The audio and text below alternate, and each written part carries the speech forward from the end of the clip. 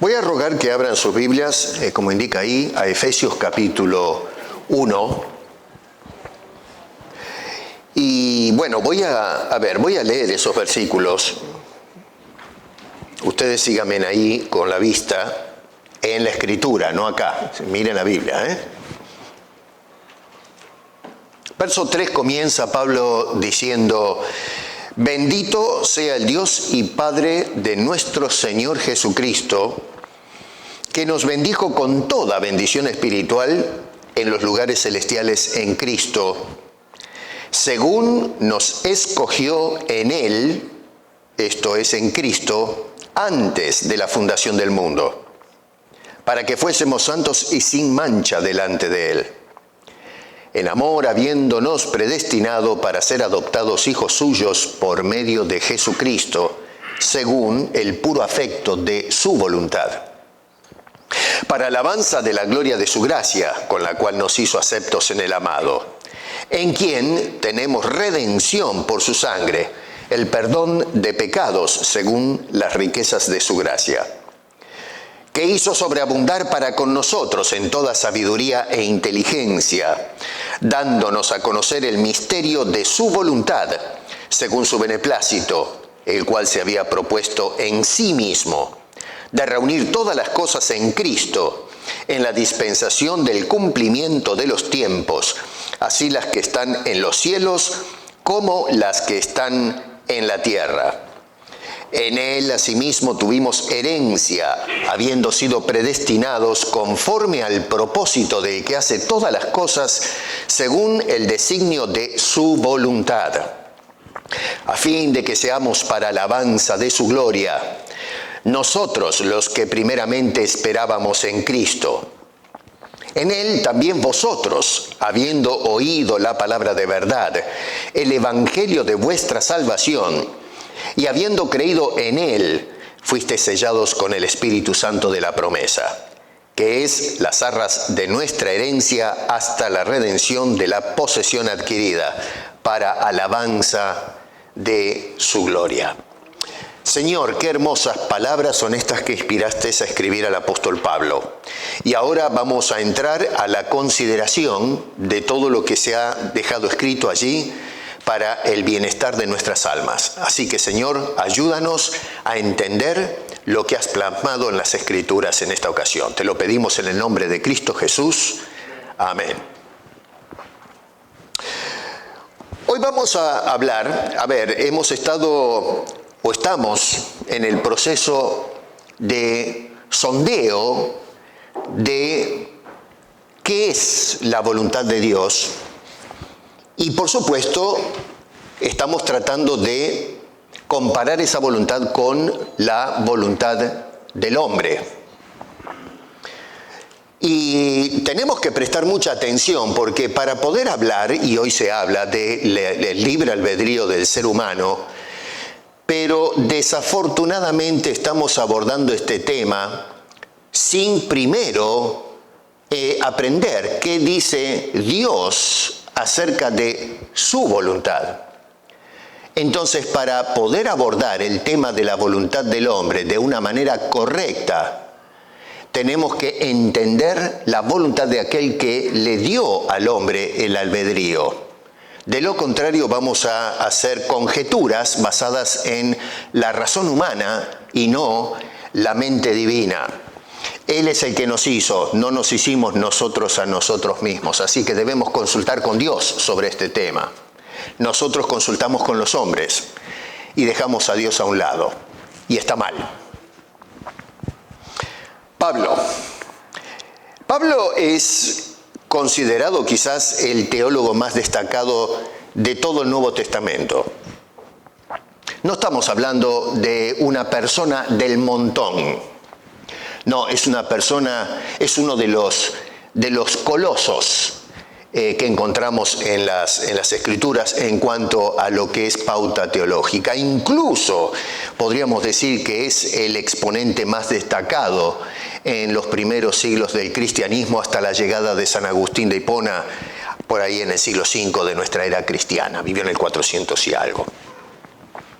Eventualmente, tenemos que ser honestos con la historia, aparecieron otros grandes pensadores, grandes teólogos como Anselmo en el siglo XI, Tomás de Aquino en el siglo XIII, así que hasta que llegaron hombres como Lutero, Calvino, Zwinglio, y así, moviéndonos hacia el presente, tenemos figuras que descollan en lo que es el pensamiento. Pablo resalta, y es un hombre que lo notamos como un exponente notable desde el punto de vista intelectual y también desde una perspectiva teológica, que ha llegado a rivalizar con las mentes más eximes de la época en que él le tocó vivir. Y estoy hablando deliberadamente no solo de los intelectos judíos, pero aún fuera del círculo del pueblo de Israel.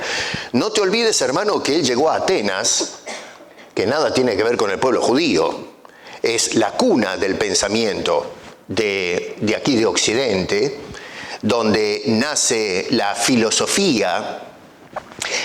Y en un sentido Pablo entró a conversar con hombres que pasaban el tiempo discutiendo acerca de cosas en general que tenía que ver con la existencia y la realidad del hombre.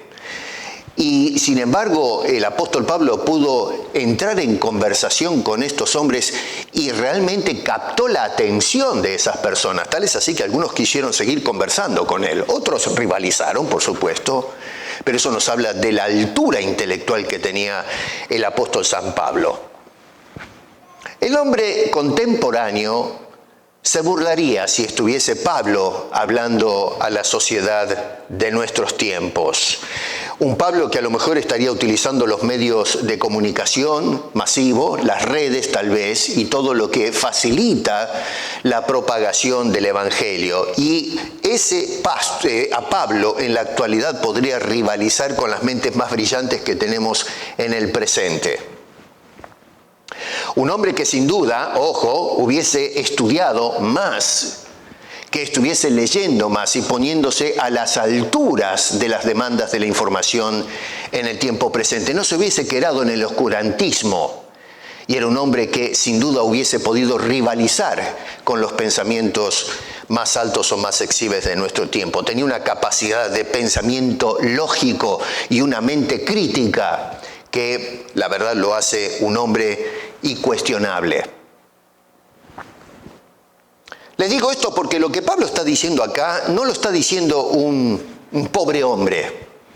No se trata de un hombre que da su opinión o su parecer. Es un hombre que antes de escribir, primero, sin duda era un hombre de oración y que hablaba con Dios. Y tal es así que este hombre se sentó a escribir con verdades teológicas y profundas que tienen que ver con la voluntad de Dios, y luego vamos a ver la voluntad del hombre. Así que no debemos pasar por alto las cosas que dice el apóstol Pablo acá y que nos arrojan luz a la discusión acerca de qué es la voluntad de Dios, cuál es el impacto de esa voluntad y dónde quedamos nosotros, especialmente en lo tocante al tema del libre albedrío. Este hombre escribió la carta a los creyentes en la ciudad de Éfeso, destacando entre algunos puntos o temas justamente la voluntad de Dios. Noten ustedes que 3 veces menciona la voluntad de Dios en esos versículos a los que le di lectura. Vuelvo otra vez, verso 5 al final, habla de el puro afecto de su voluntad. Versículo 9, un Dios que se revela dándonos a conocer el misterio de su voluntad perfecta. Y ustedes saltan al verso 11 y dice que Él lleva a cabo todas las cosas según el designio de su voluntad. Pablo 3 veces escoge exactamente la misma palabra en el original. La palabra telematos o telema, la palabra voluntad. Pablo podría haber escogido otra palabra, hay otra palabra griega que también se traduce o se puede traducir como voluntad, o se puede también en algunos casos se traduce como consejo en el Nuevo Testamento, y es la palabra bulé. Bulé hace referencia a la acción, el deseo no solamente de actuar, sino el estar actuando debido a la voluntad de querer hacer algo. Es la voluntad activa, en función. Si usted quiere comerse un helado, es la voluntad de comerse ese helado. Hoy hablamos mucho acerca del libre albedrío, es la libertad de escoger comerme o no un helado. Bueno, estamos hablando allí, en el caso de Dios, cuando se usa el término bulé, es esa voluntad que actúa. Cuando hablamos de telématos, se enfoca en el deseo o la voluntad de Dios, para que entiendan el concepto al que apunta Pablo acá, antes de llevar a cabo la acción. En otras palabras, estamos hablando, en estos términos que usa Pablo, de lo que Dios quiere hacer previamente a hacerlo. ¿Me hago entender lo que estoy diciendo para plantear la diferencia entre los dos conceptos? Las 3 palabras que usa el apóstol Pablo en nuestra traducción es exactamente la misma, una sola palabra que es telematos, y significa el deseo en el corazón de Dios de llevar a cabo la acción. Esto es previo a la acción. La pregunta que a lo menos yo me hago es ¿por qué razón Pablo escoge usar 3 veces la misma palabra telématos? Usualmente en la gramática tenemos la tendencia de reemplazar con sinónimos el concepto, porque no suena bien o no queda bien repetir la misma palabra dentro de una misma narración. Pero sin embargo el apóstol Pablo, y recuerden que está dirigido por el Espíritu de Dios, no es capricho de Pablo, escoge repetir la misma palabra. Y la razón es porque el apóstol Pablo está usando este término, voluntad, en nuestras traducciones, juntamente para hablar del contexto de la elección divina. Repito, él está hablando del deseo de Dios de hacer algo, porque está hablando Pablo, nos está enfocando acerca del concepto de un Dios que escoge, la elección divina. Yo lo he dicho muchas veces esto ya anteriormente, que no sé por qué las personas tienen aversión a considerar la elección y la predestinación. Cuando la Biblia, y no digo todos, ¿no? Pero hay cierto sector dentro del cristianismo evangélico que no pueden digerir este tema de la elección. Cuando el apóstol Pablo está contextualizando todo lo que dice en la introducción a esta carta, en lo que es justamente el tema de la elección. Es decir, antes de haber actuado, Dios, me refiero, con el propósito de redimirnos, esta obra ya nació en el corazón de Dios, en el deseo de Dios de llevarlo a cabo, es decir, de escoger a los que llegó a redimir en el tiempo antes de que esto tome lugar. Repito, Dios deseó escoger y eventualmente llevar a cabo la redención antes de que estas cosas tomaran lugar en el tiempo y formaran parte de la historia. O sea que, a ver, el punto que el apóstol Pablo está tratando de resaltar acá, en este capítulo inicial de la carta a los Efesios, es la voluntad divina. Nada tiene que ver con la voluntad humana, está enfocándose totalmente, quiere que miremos la voluntad de Dios en el acto de la elección, que luego dará lugar en el acto de la redención, en el tiempo, hacia aquellos que fueron escogidos deliberadamente por Dios.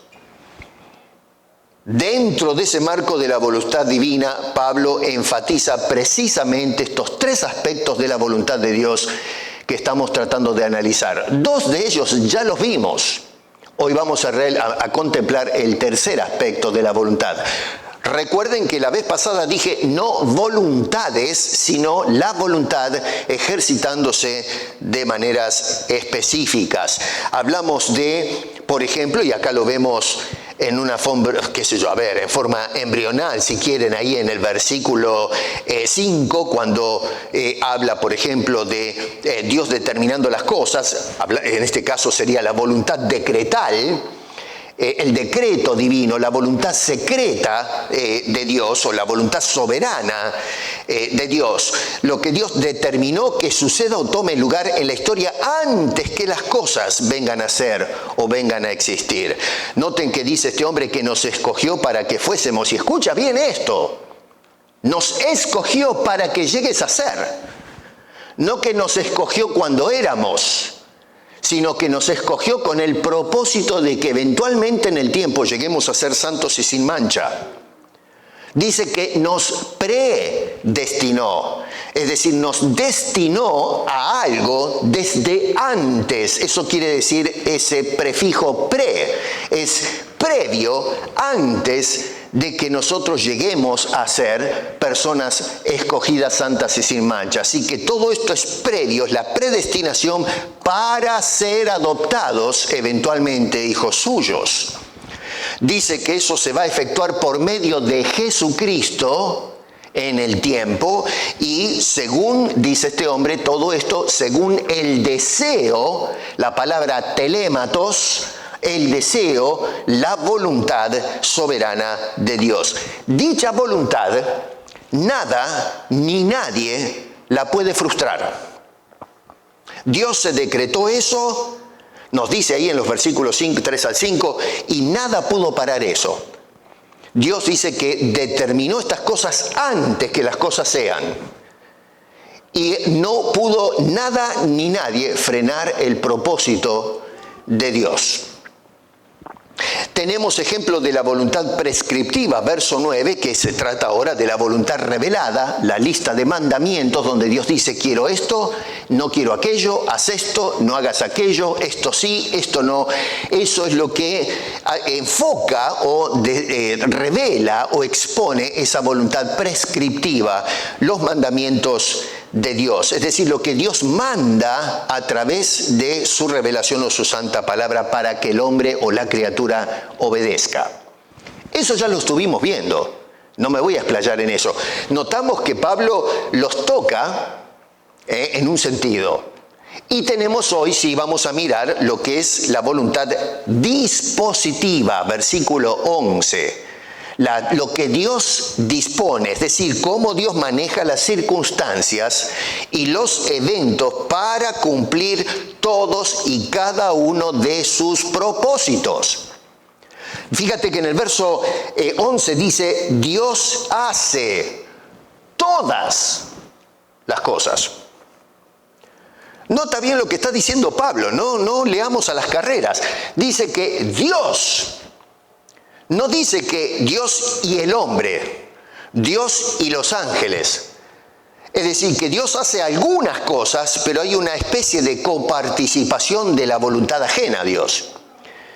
Pablo no comete errores ni accidentes acá. Dice, Dios es el que hace todas las cosas. ¿Cómo? Según el diseño o el designio o el plan de su voluntad. Es decir, que desde el momento que se concibe la idea. Acá teológicamente hay que tener mucho cuidado porque la tendencia natural es que cuando pensamos que comenzó algo en el corazón o en la mente de Dios le adjudicamos tiempo. Es decir, hubo un momento, y esto se los enseño a los estudiantes de teología, en que decimos, bueno, hubo un momento en que el plan, el proyecto no existía en la mente de Dios. Cuidado, Teológicamente eso no es correcto, lo estamos hablando en términos antropomórficos para que entendamos la idea, porque de lo contrario no podemos entender estas cosas. Pero ojo, porque en un Dios fuera del tiempo y eterno, no es que nace en algún momento la idea. Estas son cosas que están en la mente de Dios desde siempre y para siempre. ¿Cómo entender eso? Y bueno, ahí me agarraron, qué sé yo. Estamos tratando de penetrar, según la revelación, en la mente infinita de Dios. Y nosotros, siendo seres finitos, limitados en comprensión, y lo seremos toda la eternidad, nunca vamos a poder abarcar la mente de Dios, porque de lo contrario llegaríamos eventualmente a tener una mente divina. Y eso desde ya no es lo que nos enseñan las Escrituras. Así que tenemos que reconocer ciertas limitancias en la comprensión de estas cosas. Así que entonces Dios hace todas las cosas según el designio de su voluntad, no la voluntad de la criatura, sea un ángel o sea el hombre. Dios bendice al ser humano, y ojo, no dice que lo bendice si es que eventualmente en el tiempo el hombre decide escoger a Dios o hacer algo a favor de Dios. Dios dispone todas las cosas. Yo no sé si ustedes se acuerdan cuando comenzamos la serie que dije una máxima: el hombre propone y Dios dispone. El hombre puede querer cosas, pero el que tiene la última palabra no es usted y no soy yo. A veces en broma decimos, en mi casa el que tiene la última palabra soy yo, ¿no? Bromeamos con eso, ¿no? Sí, querida, decimos en casa, ¿no? Bueno, yo por lo menos, yo tengo la última palabra y digo, sí, gloria, ¿cómo no? Pero no, señor, teológicamente nosotros no somos los que tenemos la última palabra. La última palabra la tiene siempre y la tendrá siempre, y la tuvo siempre Dios, que tiene soberana voluntad. Con esto que está diciendo este hombre, que es muy revelador, quiere enfatizar el aspecto abarcante de la voluntad de Dios. Lo que Dios quiere es absoluto. Nada ni nadie puede limitar o ponerle freno o límites a esa voluntad de Dios. Toda actividad de Dios en acción y en pensamiento está fuera del espectro de la voluntad de la criatura. Porque Pablo dice en el verso 3 que todo esto sucede o toma lugar antes de la fundación del mundo. O sea que lo que hace Pablo es remover del escenario cualquier voluntad que pretenda competir de alguna forma con la voluntad de Dios. Pablo se enfoca totalmente más allá del tiempo a esa voluntad activa de Dios cuando las cosas todavía, inclusive el ser humano, no están en este mundo, no existen todavía. Y Dios ya tenía un propósito, ya Dios tenía un deseo. Telématos, la voluntad. Llama también poderosamente la atención como el apóstol Pablo dice que fuimos bendecidos. Fuimos, no dice que eventualmente en el tiempo cuando aparezcamos, cuando Dios nos cree, es que entonces nos va a bendecir. No, Señor, dice que antes de nosotros existir ya fuimos bendecidos. No depende de las decisiones libres de dicho personaje que va a venir en el tiempo. Es decir, cuando la criatura libre escoge a Dios, entonces Dios decide bendecirlos. Todo lo contrario, dice que estas personas ya fueron bendecidas, tú y yo, desde antes de la fundación del mundo. Esto es algo sorprendente. ¿Cómo podemos entender esto? Bueno, lo creemos porque Pablo lo dice. El que no lo cree es porque no acepta lo que está diciendo la revelación y entramos entonces en un debate filosófico. Acá estamos dándole la gambeta al debate filosófico y entrando a ver filosóficamente qué es lo que me está diciendo Dios a través de las Escrituras o la revelación. Si la bendición dependiera en alguna forma de la voluntad del hombre escogiendo a Dios, el apóstol Pablo no podría haber hecho esta afirmación que está haciendo en estos versículos. Y si la hace, está mintiendo. Es una afirmación completamente falsa. Y no solamente eso, pero en cuanto a Dios se refiere, podría haber deseado un resultado antes de la fundación del mundo, pero sin embargo quedaría supeditado a la elección eventual en el tiempo de la criatura que por su libre albedrío decide escoger qué hace con lo que Dios le ofrece. Entonces tendría que Dios esperar pacientemente, primero a que las cosas vengan a la existencia según su voluntad, y luego en el tiempo la criatura decida, cuando se le dé la gana, ver si acepta o no acepta lo que Dios tiene planeado hacer con el hombre.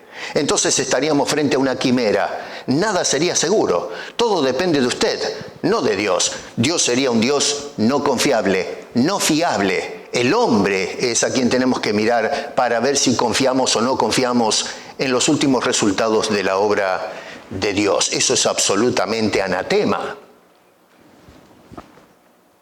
Además, Dios no podría bendecir, si ese es el caso, de antemano, si tal bendición últimamente depende de la decisión de la criatura en el tiempo. ¿Podemos confiar en un Dios así? Yo no podría confiar en un Dios así.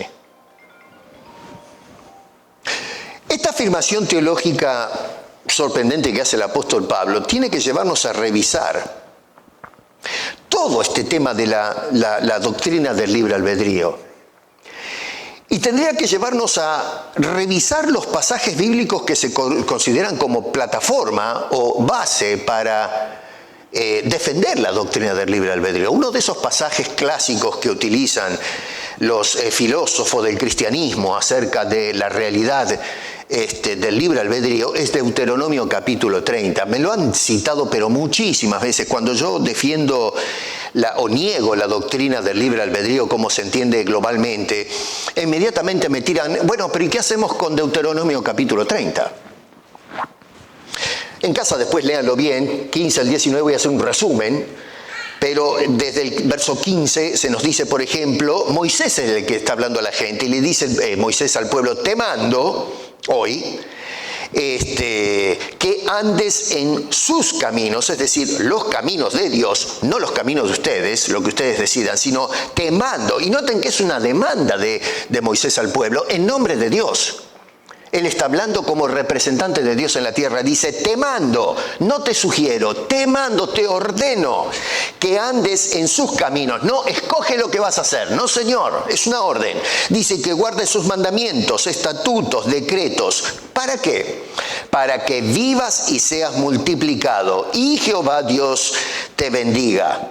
Mas si tu corazón se apartare y no oyeres y te dejares extraviar, pereceréis, les dice Moisés a esta gente, y vuestros días sobre la tierra a donde vas pasando el Jordán para entrar en posesión de ellas no se van a dar. Dice, estoy parafraseando y haciendo resumen de lo que dicen esos versos, pero más o menos esa es la idea, ustedes léanlo bien en casa. Ahora, en el verso 19, que este es el punto, acá es donde se agarran muchos, dice, os he puesto delante la vida y la muerte, la bendición y la maldición. Escoge pues la vida para que vivas tú y tu descendencia. Dígame, pastor, ¿usted no ve ahí que Moisés le está diciendo en nombre de Dios, te estoy poniendo enfrente la vida y la muerte, la bendición y la maldición? Escoge, vas a escoger o la bendición o la maldición, decide lo que vas a hacer. No, Señor, eso no es lo que dice el texto. Usted está trayendo una idea al texto. Usted cree en el libre albedrío y entonces lo que hace es ir a algún pasaje bíblico que de alguna manera le avale su preconcepción. Usted llegó al texto con una idea. Ya no le está hablando el texto a usted, usted le está hablando al texto. Mire bien, se lo vuelvo a leer, qué es lo que dice el texto, no lo que le decimos nosotros al texto. Dice este hombre, os he puesto delante la vida y la muerte, la bendición y la maldición. Escoge la vida. No dice, escoge si quieres la vida o la muerte. Le dice, escoge una sola cosa. Mandato de Dios es, escoge esto.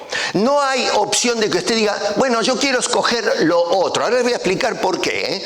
Pero observen que nosotros agarramos y ponemos un paréntesis y decimos, escoge pues la vida o la muerte. Entre paréntesis ponemos la muerte, pero no aparece eso ahí. Escoge la bendición y ponemos entre paréntesis y la maldición, cuando no aparece ahí. Te está diciendo escoge específicamente la vida para que entonces vivas y en fin, tú y tu descendencia, en otras palabras, que disfrutes el calor de la bendición, los beneficios de Dios que según el apóstol Pablo preparó desde antes de la fundación del mundo. Nada tiene que ver con la elección de la persona. ¿Me siguen? Ahora bien, noten que Moisés, o Dios que está enviando a Moisés a hablar al pueblo, no le está dando opciones. En otras palabras, lo está llamando a la única opción que esta gente tiene, que es el camino de la obediencia. Si el hombre se rebela o decide no seguir ese camino de la obediencia, la consecuencia es la maldición y la muerte, que es, ojo con esto, y acá está el meollo del asunto, que es la condición en la que el hombre ya se encuentra. Nosotros llegamos al pasaje y ponemos al hombre en un estado de neutralidad. Esa es nuestra manera de interpretar el asunto. El hombre, acá no se le adjudica nada. El hombre es libre de escoger, llega delante de la propuesta de Dios. Escoge, aquí tienes el bien o aquí tienes el mal. Si escoges el bien te va fenómeno. Y si escoges el mal vas a caer en maldición. No, querido, no. Cuando nosotros escogemos de rechazar el bien, ya estás en la maldición. Al hombre lo que se le está diciendo en Deuteronomio es: te estoy tirando el cable para que salgas de tu condición, no para que te cuides de no entrar en una condición de maldición. El hombre natural ya está en esa condición. Estamos mirando mal la teología de este pasaje bíblico y de toda la Biblia. Repito, cuando Dios le dice escoge la vida, es porque ya están en la muerte, ya están bajo maldición. El hombre nació en maldición, el hombre está perdido. No es que se pierde porque escoge el mal en lugar de escoger el bien. No, señor, eso no es lo que está diciendo Deuteronomio.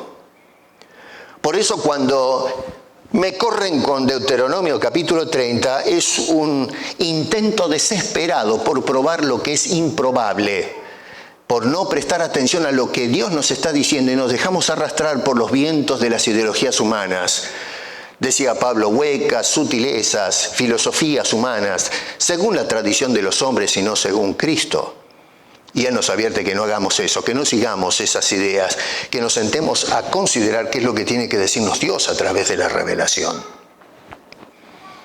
Acá no tenemos un llamado a elegir entre dos opciones. El hombre tiene una sola opción, no es su voluntad, es la voluntad de Dios que se expresa en sus mandatos. Moisés le dice en el pueblo, otra vez, verso 16, te mando que ames a Dios, que guardes sus mandamientos, sus estatutos y decretos para que vivas. No hay ninguna sugerencia a la voluntad del hombre. Moisés le está diciendo a esta gente que se someta a la voluntad de Dios. En el contexto, ustedes iban a casa, el capítulo anterior, el último verso del capítulo 29, dice que las cosas secretas pertenecen a Jehová nuestro Dios, mas las reveladas son para nosotros y para nuestros hijos para siempre, para que cumplamos todas las palabras de la ley. Y es entonces en el capítulo 30 donde dice, te mando pues que hagas eso. Lo que no se toma en cuenta es que este pueblo, cuando miramos el trayecto histórico, nunca hizo la voluntad de Dios. Hubo individuos, pero está hablando al pueblo como en forma colectiva. Y la historia está en la Biblia para mostrarnos que el pueblo siempre fue rebelde a la voluntad de Dios. Ahora, ¿por qué el hombre, si tiene libre albedrío, como muchos sostienen, por qué el hombre escoge siempre, indefectiblemente, hacer el mal? ¿Por qué Israel históricamente, si Dios le puso la opción que tú tienes la libertad de escoger el bien y el mal, históricamente, por siglos, el pueblo siempre escogió el mal? No hay una sola instancia en que veamos al pueblo diciendo los aplaudo porque al fin esta generación de hombres obedece a Dios. Dios se cansó de enviar profetas para decirles terminen de una vez, hagan caso. Los voy a mandar al exilio, les voy a quitar las bendiciones, os voy a sacar de la tierra. Y el pueblo seguía como un toro desbocado en desobediencia. Y la razón es porque eso es el hombre. El hombre está perdido, está bajo maldición, es un esclavo. Y no puede salir de eso. El hombre está muerto en sus pecados. No hay nada que el hombre pueda hacer para soltarse por sí mismo, ni siquiera por el ejercicio de su voluntad de esa condición deplorable. Pablo, abordando este asunto desde una perspectiva teológica, nos dice que tal bendición fue deseada por Dios, no por el hombre, desde antes de haber fundado el mundo. O sea que no tiene nada que ver, no hay lugar para la elección del hombre porque el hombre todavía no existe. O sea que Dios nos bendijo a nosotros, a ti y a mí, según el criterio no tuyo o mío. O tomando las palabras del apóstol Pablo ahí en el verso 5 cuando dice, según el puro afecto de la voluntad de Dios. No está diciendo, a ver, ¿cómo lo encuentras usted? Según el puro afecto de la voluntad libre de la criatura. ¿Dónde está eso? Pablo es tajante, dice, es según el puro afecto de la voluntad de Dios, antes que las cosas fueran. ¿Qué bendiciones anticipó el apóstol Pablo? ¿Cuáles son las bendiciones que Dios desde antes de fundar las cosas ya tenía preparada según su telematos, su voluntad? Bueno, este hombre dice que desde antes Dios ya tuvo la voluntad de hacernos, adoptados hijos suyos, verso 5. Esa es una de las bendiciones. Noten que Pablo en ningún momento insinúa que el hombre adopta al Padre. Es el Padre el que adopta a los hombres como hijos. El verso 7, el ser redimidos. El hombre no redime su relación con Dios. Es Dios en Cristo que redime al hombre que está perdido. Lo vuelve a rescatar, lo vuelve a traerlo. Redimir quiere decir volver a comprar. Verso 7, el ser perdonados. Verso 11, el de otorgarnos una herencia. El hombre, tú no escoges la herencia. Dios te otorgó a ti la herencia. No es que yo escojo agarrar la herencia que Dios tiene. No, Señor, es Dios quien te la está dando. Tú no la mereces. No has hecho nada para ganar esa herencia. Y verso 13, el hecho, otra bendición extraordinaria, es el ser sellados con el Espíritu Santo, una doctrina tan pisoteada hoy, que es la garantía de que ya somos parte de ese proyecto, ese plan de Dios que comenzó antes de la fundación del mundo. Así que noten cómo todo el desarrollo se enfoca absolutamente en la voluntad soberana de Dios, no la intervención o el ejercicio de la voluntad de la criatura, que, insisto, todavía no existe, porque esto todo sucede desde antes de la fundación del mundo. ¿Qué quiere que le diga? Si no lo entiende. Si no entienden a Pablo, lo que nos está revelando, no sé qué más decir. Y todo esto, dice el verso 7, según las riquezas de su gracia. No porque haya alguna contribución de parte de la criatura que eventualmente va a aparecer en el tiempo. Es decir, el hombre que mueve de alguna forma el programa o la voluntad de Dios. El hombre no contribuye absolutamente en nada, porque todavía no existe. Y todo esto, dice el apóstol Pablo, que es para la gloria de Dios. Lo dice en el verso 6. Lo dice en el verso 12, es exactamente la misma frase y lo vuelve a repetir en el verso 14. 3 veces repite que todo esto lo hizo Dios para su gloria, no para la gloria de la criatura. Es decir, para que la criatura sí aparte la vista de la voluntad humana y la dirija a la grandeza de la gloria de nuestro Dios. Resalta la hermosura, la belleza, la santidad y la gloria resplandeciente de ese Dios y su voluntad que desde antes de la existencia del hombre el Señor ya se había determinado bendecir a sus escogidos. El hombre, cuando cae en cuenta, no sé ustedes, pero a mí me pasa, cuando caigo en cuenta de estas cosas que está diciendo el apóstol Pablo, la magnitud, la inmensidad desbordante de la gracia de Dios en la vida tuya, a mí, de todos los hombres que ponen su fe en Cristo, uno es movido a humillarse, no a inflar el ego diciendo yo, mi voluntad. Uno es movido a caer de rodillas a los pies de la bendita cruz de Cristo para decir, Señor, sálvame. Rescátame de mi situación, de mi condición. Siempre he escogido el mal, sin ti no puedo hacer nada. Esa persona pide el favor de Dios y caemos de rodilla ahora para honrarlo, para exaltar a Dios, para contemplar y declarar y confesar su gloria, la gloria bendita de nuestro Dios manifestada en este mundo en la persona de su Hijo Jesucristo. Todo, absolutamente todo lo que la voluntad de Dios llevó a cabo es para su gloria, para que las criaturas, tanto ángeles como hombres, podamos declarar, disfrutar, honrar esa gloria exaltada de Dios y experimentemos esa grandeza. Si no hubiésemos existido, no tendríamos el privilegio de contemplar y exaltar esa gloria de Dios y que aquellos que hemos sido escogidos veremos por el resto de nuestra eternidad cuando llegue el momento. Pablo introduce entonces en la carta el tema de la voluntad de Dios y luego en el cuerpo de la carta nos va a decir o nos hace un llamado, capítulo 5, verso 17, a entender dicha voluntad. Hoy, el problema cuando hablamos de la voluntad del hombre, no estamos entendiendo la voluntad de Dios. Capítulo 5, verso 17 dice, por tanto, no seas insensatos, sino entendidos de cuál sea la voluntad del Señor. No solamente se trata de la voluntad de Dios que quiere que hagamos, en este caso estaríamos hablando de la voluntad prescriptiva, pero ¿qué es la voluntad de Dios? Entender todo el espectro de la voluntad de Dios. Y luego tenemos en el capítulo 6, versos 6 al 7, nos llama a servir, porque eso es la voluntad de Dios. Noten que nosotros, aún siendo creyentes, no somos libres.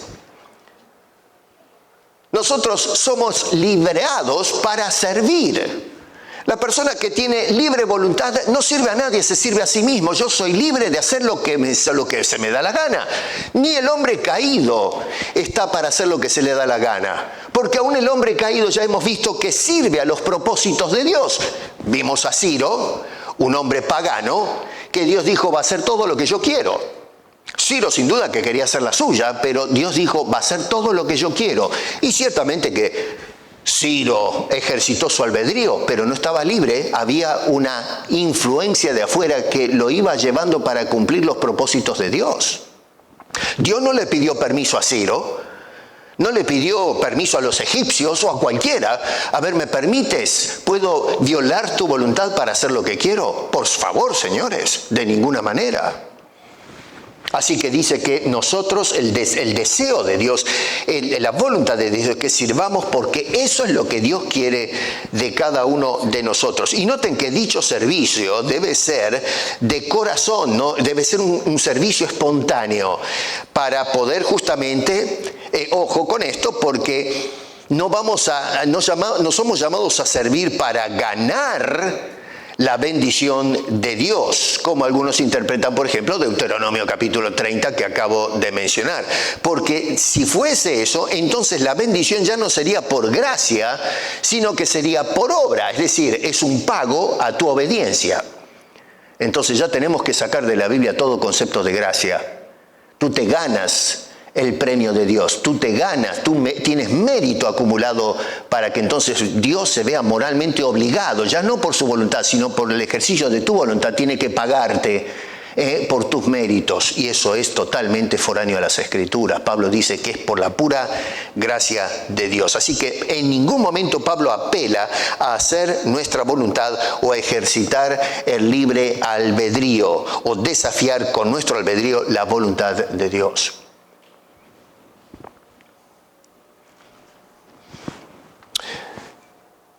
Qué tremendo. Pablo nos enfoca a contemplar la voluntad de Dios, incluso la voluntad antes de actuar, qué es lo que Dios quiere, y todo eso antes de que nosotros vengamos a la existencia. La pregunta ahora es, ¿y qué piensa Pablo de la voluntad del hombre? Porque ya está, les acabo de mostrar qué es lo que Pablo, no me interesa lo que digan los filósofos especuladores, acá queremos consultar con Dios.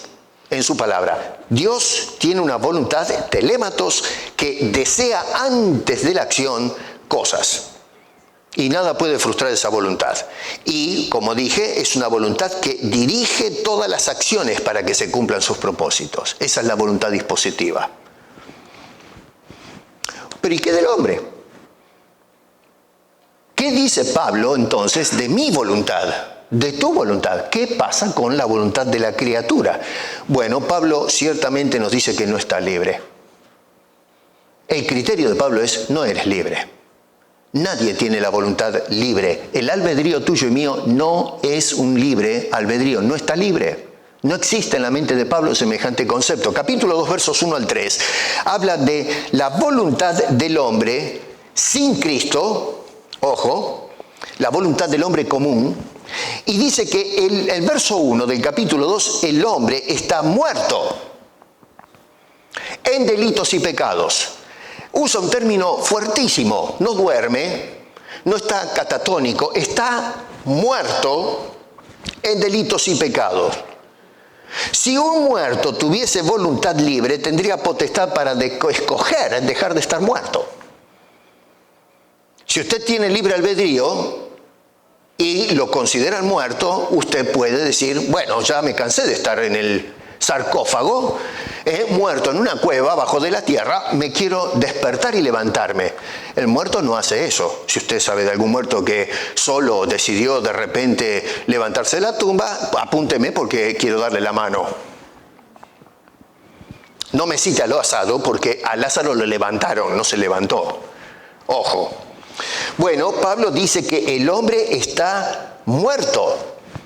No puede escoger dejar de estar muerto o de haber decidido no quiero ir a la muerte. No, Señor. Todos nosotros morimos, nacemos muertos en delitos y pecados. Así que nadie por su propia voluntad puede cambiar su condición o su estado. Espiritualmente estamos muertos. Pablo es duro en su manera de describir al ser humano. Segundo, verso 2, el hombre cree que por su voluntad libre escoge en qué dirección vas, y sin embargo todos los hombres se mueven según la corriente del mundo. Eso lo ve en el verso 2. Dice este hombre, en los cuales anduvimos en otro tiempo siguiendo la corriente de este mundo. No dice siguiendo la corriente de tu voluntad libre. No, es la voluntad. Nosotros seguimos, todos los seres humanos muertos, vamos en una dirección. Usted tira, por ejemplo, no sé si han ido acá a Niagara on the Lake, donde están los rápidos, ¿no? Usted tira un poste, un palo, y el palo se va en una dirección. Usted no va a ver que el palo de repente cambia dirección y va a contramano. No sucede. Inclusive usted mire, por ejemplo, si se tira, ¿no?, en las cataratas del Niágara, algunos locos lo intentaron, se tira y quiere nadar contra la corriente. Bueno, pruebe. Va a ser la última vez que intente algo, se lo garantizo. Lo han probado. Usted va en una sola dirección. El hombre no puede romper con esa corriente en la que va el mundo. Todos nos movemos en esa dirección. Por eso el apóstol Pablo dice, no hay quien busque a Dios en Romanos. No hay. Es decir, todo el mundo va en la misma dirección. La corriente de este mundo caído nos arrastra a todos y no hay alguien que diga, quiero nadar en la dirección contraria. No, al contrario, nadamos con gusto, con todos, en la misma dirección. Usted me podrá decir, pero hay gente que cree en Dios, y gente cree en esto y qué sé yo. Sí, bueno, pero creen en un Dios idealizado, pero no en el Dios que se revela al hombre para salvación. Pablo dice, no hay ninguna persona que vaya contra la naturaleza. Todos vamos arrastrados en esa corriente del mundo. A ver, yo he escuchado a personas decir, bueno, yo creo en Dios, pero eso de Cristo, del Evangelio, no, esas cosas no van. Bueno, usted no cree en Dios. Usted cree en un ídolo que usted se inventó, pero eso no es... Porque, a ver, Dios dice, si alguno quiere venir a mí, tiene que hacerlo a través de Cristo. Jesús dijo, nadie viene al Padre si no es por mí. ¿Quién eres tú para romper la norma y decir, no, Cristo miente, yo escojo ir por mi propio camino? No, Señor, no. Nadie viene al Padre si no es por mí. Jesús fue tajante en ese asunto. Pero el hombre es testarudo, ¿por qué? Porque ya está muerto en esa mentalidad y sigue la corriente del mundo. No solamente eso, pero la parte que no le gusta a la gente, esto es políticamente incorrecto lo que dice Pablo, pero al final del verso 2 dice que actúa de acuerdo a la voluntad del demonio. ¿Yo? Sí. Dice este hombre, conforme al príncipe de la potestad del aire. O sea que el que empuja el agua, la corriente del mundo va en una dirección, pero hay un promotor. Y todo el mundo va en esa dirección según la voluntad de este ser nefasto. A ver, uno dice, pero yo elijo libremente. Bueno, ¿y qué hacemos con lo que dice Pablo? El apóstol Pablo dice que hay una fuerza fuera de nosotros que tiene voluntad propia y que está digitando de alguna manera hacia dónde vamos. Nosotros, desde la perspectiva humana, pensamos que estoy tomando la decisión en donde voy. Y sin embargo, el tentador tiene la habilidad para mover los hilos y allá vamos todos. Es por eso que no hay ninguno que busque a Dios. Si fuese así, alguno buscaría a Dios. Y sin embargo no hay ni uno que busque a Dios, porque somos seducidos por el demonio que nos aleja de Dios y estamos presos de esa voluntad demoníaca. Pablo entonces inserta en la ecuación un ente fuera de nosotros. Ya no estamos hablando de la voluntad del hombre, pero está hablando de un ente voluntario, volitivo, que tiene albedrío fuera de nosotros, a la cual está sometida ahora nuestra voluntad. Esto es macabro y además iluminador sobre este asunto. Ahora, yo digo, ¿por qué creen ustedes, si esto no fuese cierto lo que dice Pablo, por qué el diablo gasta tanto tiempo tentándonos? Si la voluntad nuestra no fuese fácil de influenciar, ¿por qué el diablo gasta tiempo tentándonos? Nos tienta porque sabe muy bien que nuestra voluntad no es libre, sino que es maniobrable. ¿Saben cuánta plata se gastan en publicidades? ¿En la televisión? ¿Sabe por qué se invierten trillones de dólares en publicidad? Porque tú no eres libre. Porque saben que haciendo danzar el producto en tus narices, van a ellos a decidir por ti y tú vas a comprar lo que te están ofreciendo. ¿Por qué todo el mundo va detrás del iPhone? Ay, sí, yo sé que escogen otros teléfonos, pero ¿usted cree que escoge, por ejemplo, cuál es el otro que sale por ahí? Yo no sé, el Galaxy, yo no sé cómo es la cosa, ¿no? ¿Por qué escoge usted ese? Porque en la propaganda le ofrecieron algo que a lo mejor no le ofrece el otro y le pillaron la voluntad. Usted cree que escoge, ya lo vamos a analizar eso psicológicamente, en otro momento. Pero cómo justamente se apela a las propagandas para mover nuestra voluntad a antojos. ¿Y por qué tenemos la casa llena de porquerías que no sirven para nada? Porque manipulan nuestra voluntad. Tú no estás eligiendo libremente, alguien está eligiendo por ti e invirtió plata para mover tu decisión. A ver, la gente resiste la idea, ¿no? Diciendo, por ejemplo, o asumen, a mí no me maneja nadie. No seas ingenuo, sí que nos manejan. A mí me maneja mi señora. A todos. Gloria no está en la cocina, me salvé, porque si no... Pero sí nos manejan, hermano. Pablo lo entendió muy bien eso, por eso Pablo nos llama más adelante a resistir al demonio en el capítulo 6, verso 13, porque de lo contrario, si no lo resistimos, nos maneja. No solamente eso, pero estamos no solamente movidos por fuerzas de afuera, pero nuestra propia naturaleza nos maneja. Dice este hombre ahí, en el versículo 3 del capítulo 2, que nosotros seguíamos los deseos, no del alma, los míos, sino los de la carne. O sea que tenemos un cuerpo que decimos es mío y sin embargo no es tuyo. Tú eres del cuerpo. Pablo da vuelta a la torta. Nosotros decimos, este es mi cuerpo. No, tú eres de ese cuerpo. El cuerpo manda. La Biblia presenta la parte, digamos, material del hombre, el cuerpo, y luego la parte inmaterial. Bueno, la parte inmaterial, a ver, pensamos que somos el que maneja el auto. El cuerpo es ese auto. No, el auto nos maneja a nosotros.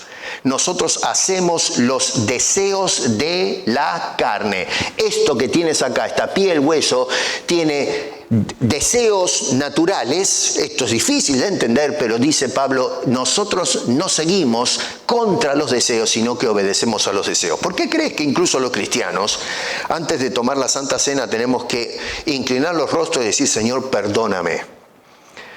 Cuando sabemos muy bien que los deseos de la carne batallan contra el alma y el alma dice no, pero nosotros caemos y a veces tenemos que decirle a Dios, perdóname porque metí la pata. ¿Sabes por qué? Porque estos deseos en la carne nos quieren llevar prisioneros.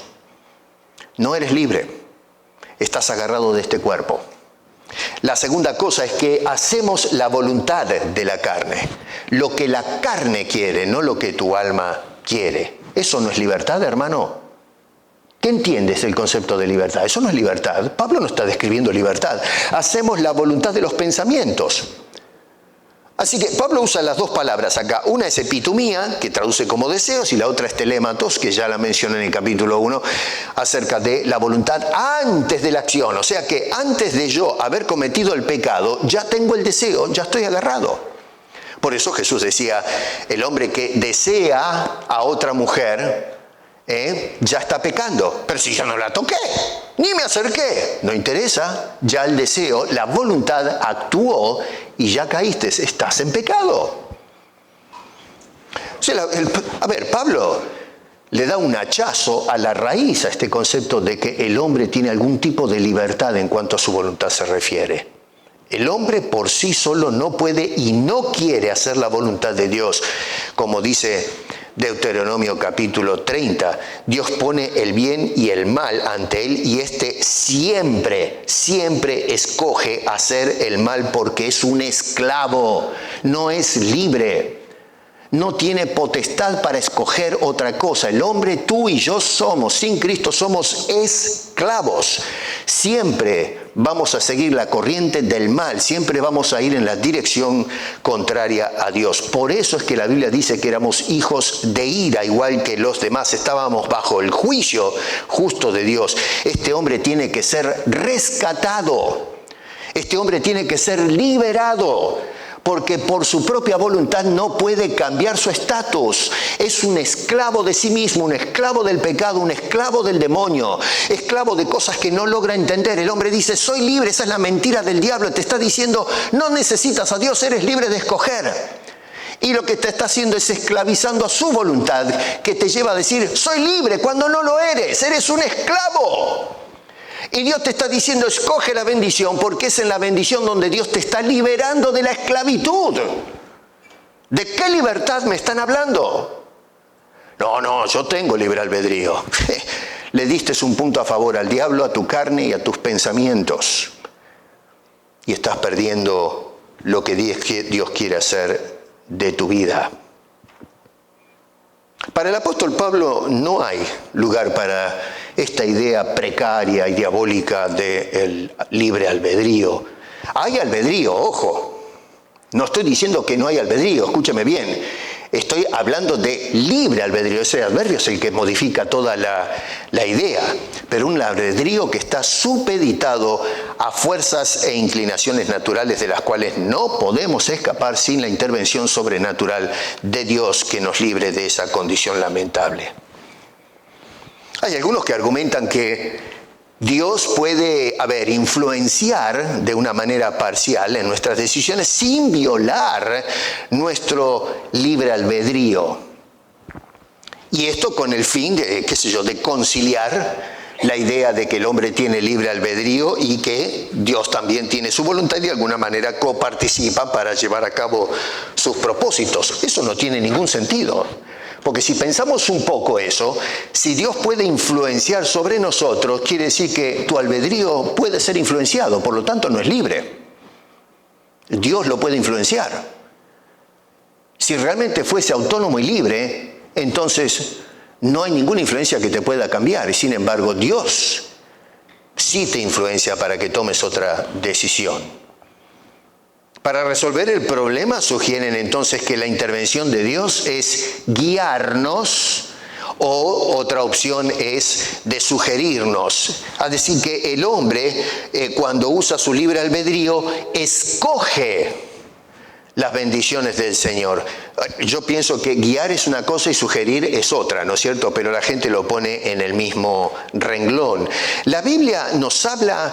Es interesante, nos habla, cuando hacemos bien la lectura, de la guía de Dios en nuestras decisiones y en nuestros actos. Tenemos el caso de Pablo a los Filipenses, cuando habla en el capítulo 2, Dios es el que produce. Pero ¿cómo leemos la Biblia? Por favor, Dios es el que produce el querer y el hacer. No está supeditado a tú, escoge qué quieres hacer. Te he dado la libertad de que escojas qué quieres hacer y qué deseas hacer. No, Señor, Pablo dice, no, paren un poco. Dios, y está hablando de los creyentes, no estamos hablando ahora de incrédulos. Todavía seguimos no siendo libres. Dios produce en nosotros el deseo y la acción. Si usamos los términos griegos, telematos y bulé. El telematos es del que habla el apóstol Pablo ahí en Efesios capítulo 1, es el deseo de hacer algo. Bulé es cuando estamos actuando o llevando a la actualidad ese deseo. Bueno, Dios produce las dos cosas en nosotros. Nada produce eso en Dios. Ya está en Dios el querer. Pero ahora a nosotros nos insta a querer y a hacer. Es sorprendente. ¿Por qué Dios nos sella y nos da el Espíritu Santo? El Espíritu Santo está allí para llevarnos de la mano, guiarnos, porque sin el Espíritu Santo jamás podemos vivir el cristianismo. El hombre no es libre, necesita la influencia del Espíritu de Dios en nosotros, que es el capitán que mueve el timón del barco. ¿Por qué va a gastar tiempo Dios en entrar en nuestras vidas y guiarnos cuando el hombre tiene la libertad de escoger? No puede escoger. Naturalmente es imposible, por eso Dios lo sella con el Espíritu, que no solo es la garantía de nuestra salvación, pero dice es el guía. Jesús dijo en Juan 16 que el Espíritu nos guiará a toda verdad. Es tremendo la revelación que nos dan las Sagradas Escrituras. Así que, hermano querido, ¿dónde vemos nosotros el concepto de libre albedrío? Gálatas 2:20, el apóstol Pablo dice estas palabras. Un hombre que vivió esclavizado al pecado, esclavizado a los preceptos de la ley, pensando que con esa ley se podía justificar o salvarse a sí mismo. Y después de su transformación, cuando nació de nuevo, cuando entendió el Evangelio, dice, con Cristo estoy juntamente crucificado y ya no vivo yo, mas vive Cristo en mí. Este hombre está entendiendo que ya no es la voluntad de aquel hombre esclavizado, no libre, sino que ahora es Cristo el que vive en mí. Y luego explica qué quiere decir con ese Cristo vive en mí, porque si nos quedamos ahí podemos especular cualquier cosa, como que Cristo está metido adentro, como que ponemos mermelada dentro de un frasco.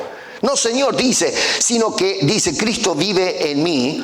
Y dice, y lo que ahora vivo en la carne. Acuérdense en que Pablo dice que antes de Cristo la carne era la que nos movía a su antojo. Pero ahora, lo que vivo ahora en la carne, lo vivo en la fe del Hijo de Dios. Es decir, creyendo al Hijo de Dios, dirigido por el Hijo de Dios. No hago mi voluntad, hago la voluntad de Dios en el Hijo. Pablo no se considera libre, sino siervo del Señor. Hay quienes citan Gálatas capítulo 5, verso 1, cuando dice, estad firmes con la libertad con que Cristo se hizo libre. Que usted que dice que no hay libre albedrío, y Pablo dice que mantengamos nuestra libertad. Lee tu Biblia, por favor. Pablo está hablando de la libertad, de la esclavitud, de la ley, de los preceptos. La gente se esclavizaba a la ley. Jesús nos libró de los preceptos de la ley.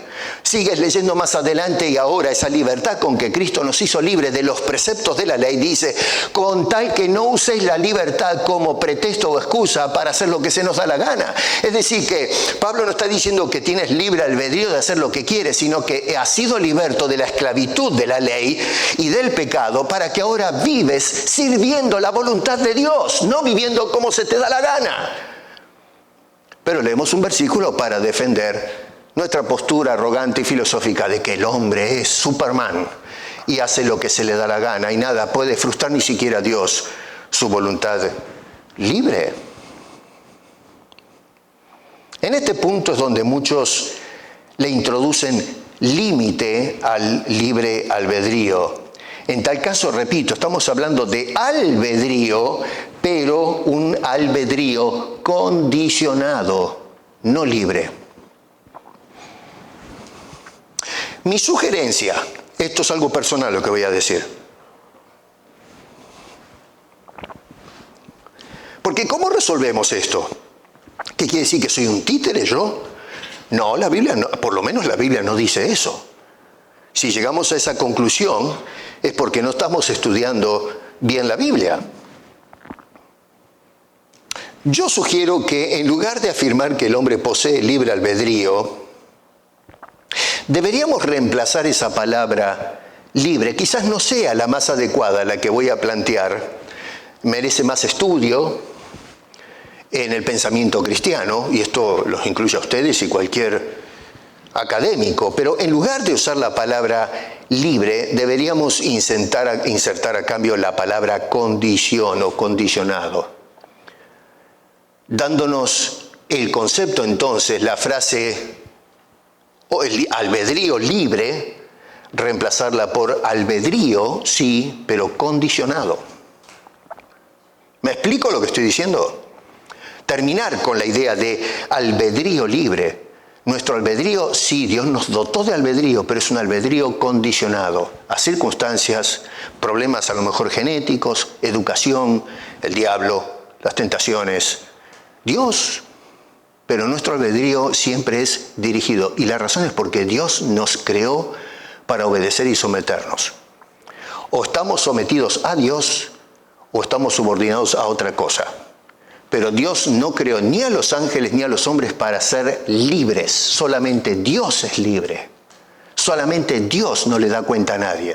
Pero Dios creó todo para su gloria, para el servicio a ese Dios, no para hacer lo que se le da la gana. Esta es la gran mentira del diablo. Tú vas a ser libre. Desobedece a Dios y tendrás verdadera libertad. Eso es lo que le prometió la serpiente a la mujer y al hombre. Y creyeron esa mentira. Y por creer que podían ser como Dios, autónomos, libres, sin darle cuenta a nadie, terminamos en la peor de la esclavitud, que es la esclavitud al pecado y la muerte. Bueno, Dios vino a librarnos de esa tragedia histórica y existencial. Así que admitimos entonces con esta definición de albedrío condicionado que sí tenemos cierta autonomía, es decir, que actuamos, pero no exentos de influencias que lo muevan en cierta dirección. Y con esta definición yo lo que estoy tratando es que por un lado estoy negando el determinismo, al cual arriban algunos que dicen, entonces los cristianos lo que publican es determinismo, es decir, que aun cuando decido tomarme una taza de café, Dios está moviendo un hilo, es café, toma café, o el diablo me dice toma café. No, no estamos hablando de ese tipo de conducta determinista. ese fatalismo. Tampoco estamos cayendo en el aspecto ese del libre albedrío, es decir, que tú puedes hacer todo sin ninguna responsabilidad, sin ningún tipo de influencia. No, señor. Con esto estamos hablando que siempre somos por algo o por alguien influenciados a tomar una dirección. Así que Pablo enfatiza la voluntad, para ir terminando, dispositiva de Dios, es decir, cómo Dios dirige las cosas sin la coparticipación voluntaria de la criatura, sea hombre o sea ángel. Es decir, nosotros no aportamos nada que le ayude a Dios llevar a cabo sus propósitos.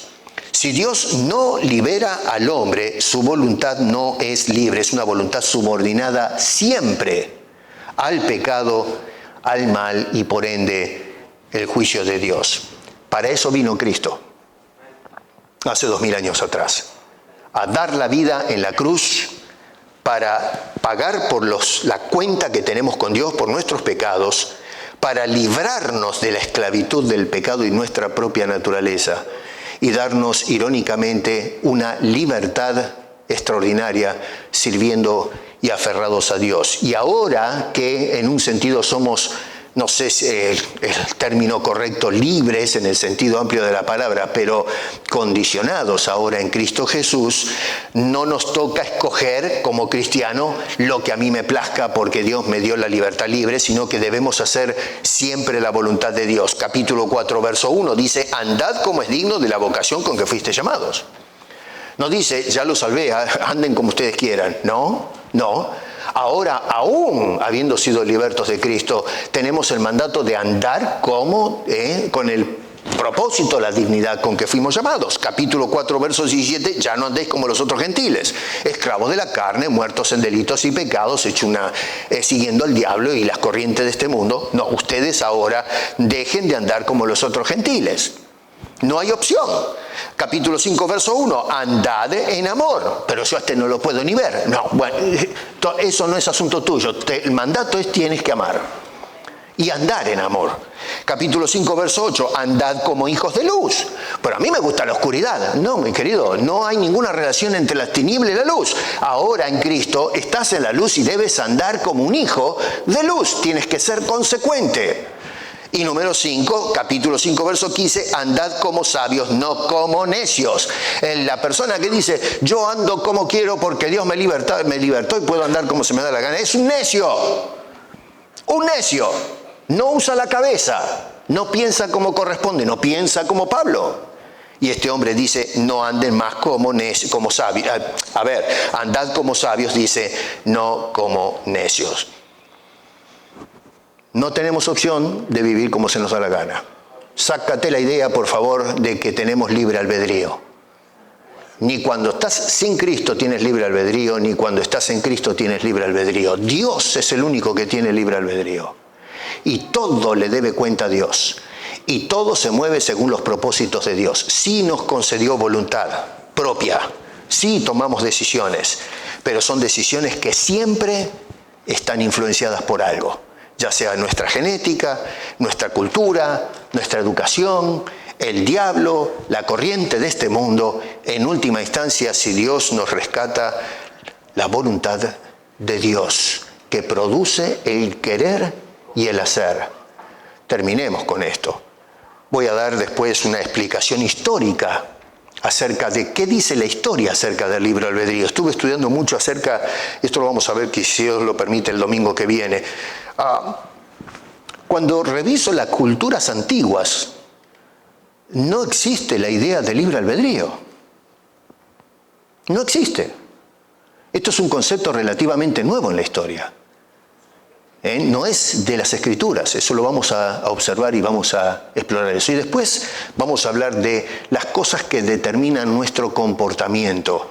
Y van a ver entonces que a fin de cuentas el libre albedrío es un mito diabólico que atenta contra ese telématos de Dios que desea desde antes todo lo que ha de tomar en el lugar, y esa voluntad dispositiva que lleva y dirige todos los acontecimientos para que se lleve a cabo y últimamente su voluntad y no la voluntad del hombre, de los ángeles o cualquier otra cosa.